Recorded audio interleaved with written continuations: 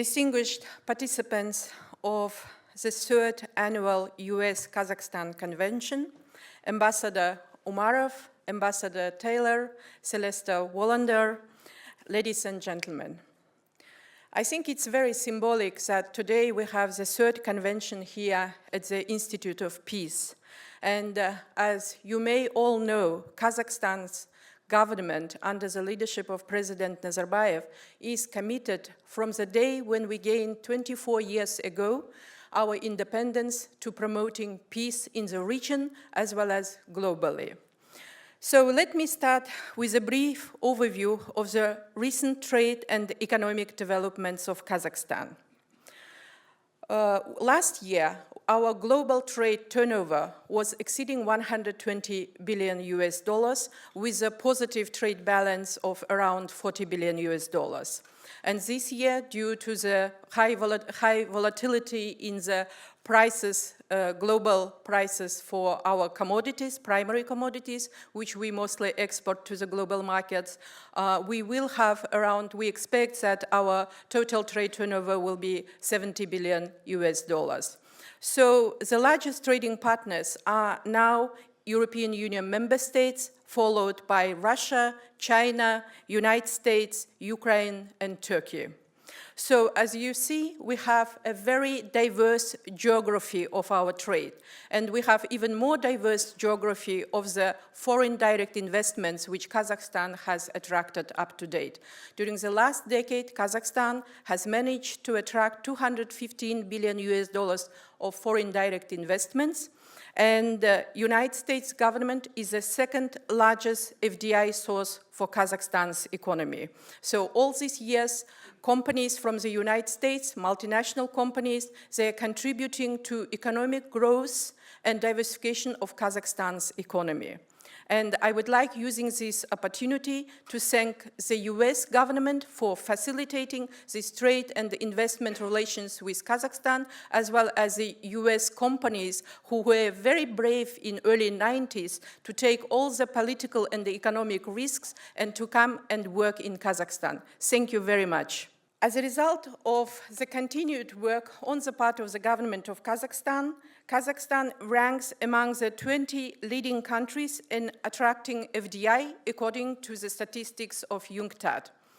These foreign trade and investment statistics demonstrate that Kazakhstan's economy de facto became an integral part of the global economy long time ago. Also, on 30th November, Kazakhstan de jure became the WTO member. So we have, in a way,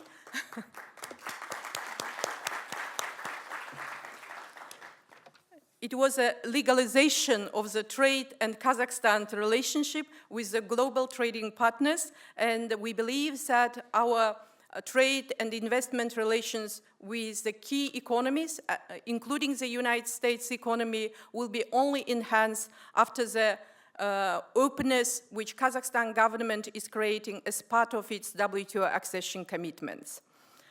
If we look at the structure of our exports to global markets, as well as at the structure of the foreign direct investments which has been attracted by Kazakhstan during these years of independence, so you can easily notice that 70% of our exports are represented by primary commodities, by oil and gas and mining products.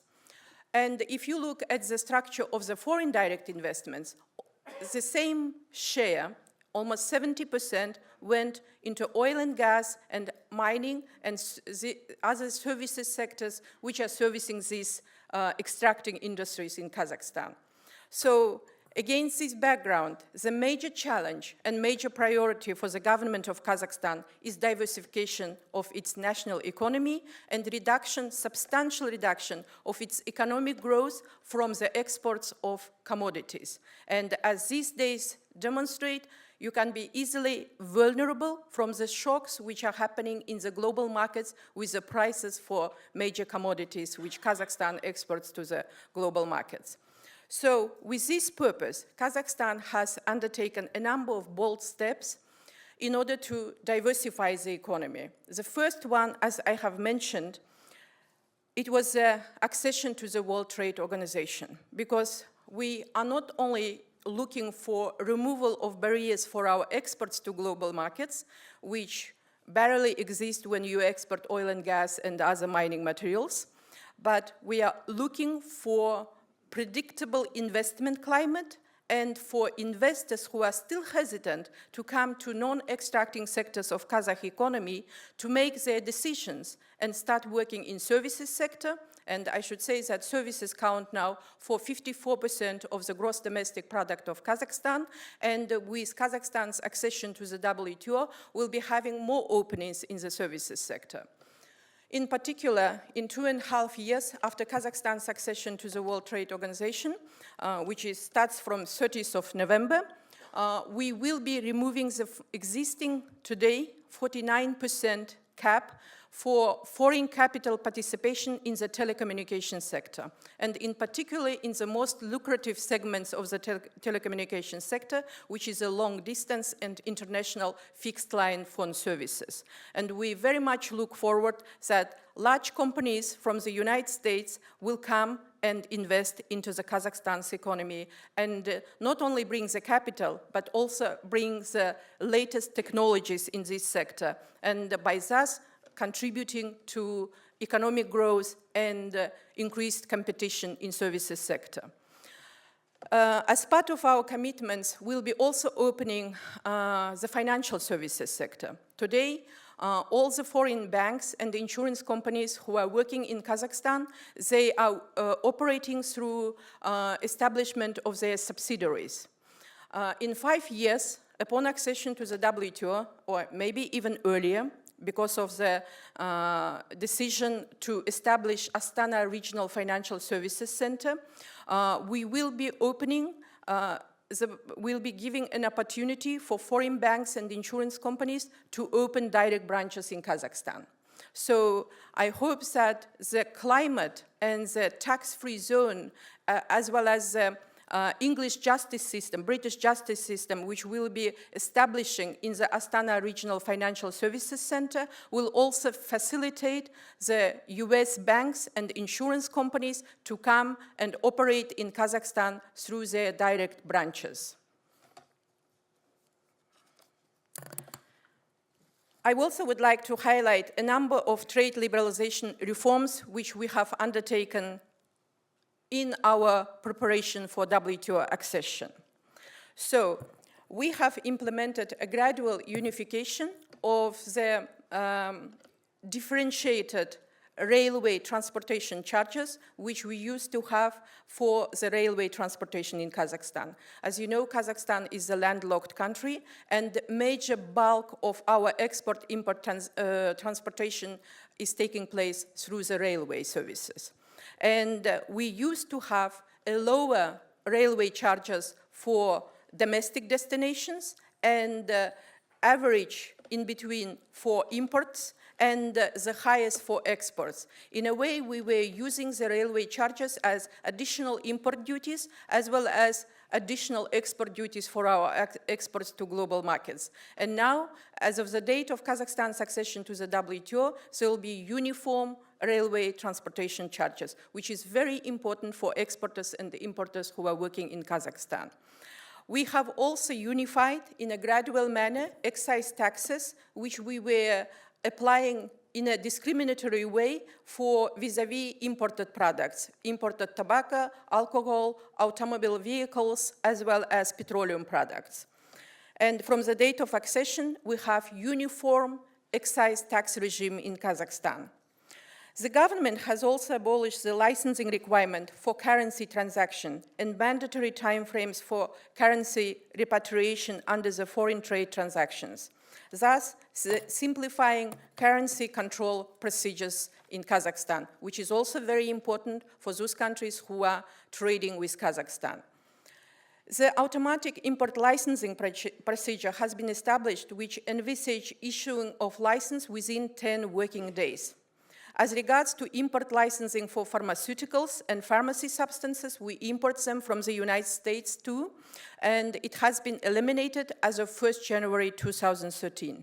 So the import licensing system has been replaced by a very simplified registration system in Kazakhstan.